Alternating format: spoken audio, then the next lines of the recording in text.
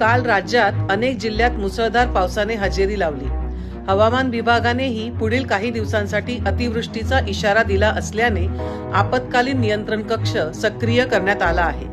पावसाने निर्माण झालेल्या परिस्थितीचा मुख्यमंत्री देवेंद्र फडणवीस, उपमुख्यमंत्री एकनाथ शिंदे, उपमुख्यमंत्री अजित पवार सतत आढावा घेत आहेत। नागरिकांच्या मदतीसाठी प्रशासनाने सतर्क राहण्याचे, पावसामुळे झालेल्या नुकसानीचे तत्काळ पंचनामे करण्याचे निर्देश राज्य शासनाने दिले आहेत। आपत्ती व्यवस्थापन मंत्री गिरीश महाजन आणि मुख्य सचिव सुजाता सौनिक राज्याच्या आपत्ती निवारण कक्षाशी संपर्क करीत आहेत। राज्यातील राष्ट्रीय आपत्ती प्रतिसाद दल आणि राज्य आपत्ती प्रतिसाद दल, अग्निशामक सेवा, महसूल प्रशासन, गृहनिर्माण या विभागांना नियंत्रण कक्षाच्या माध्यमातून तातडीने उपाययोजना करण्याच्या सूचना मुख्यमंत्री देवेंद्र फडणवीस यांनी दिल्या असून जास्त पाऊस झालेल्या जिल्ह्यात नागरिकांच्या बचावासाठी सज्जता ठेवण्याच्या अनुषंगाने सूचना करण्यात आल्या आहेत। मुंबई आणि MMR, रायगड, सोलापूर, सातारा आणि पुणे या ठिकाणी काल अतिवृष्टी झाल्याने मुंबई महानगरपालिका, अग्निशमन दल, मुंबई पोलीस आणि इतर यंत्रणा यांना 24 तास अलर्ट राहण्याच्या सूचना देण्यात आल्या आहेत। काल झालेल्या पावसामुळे अनेक जिल्ह्यात शेतीचे, पशुधनाचे व घरांचे नुकसान झालेले असल्याने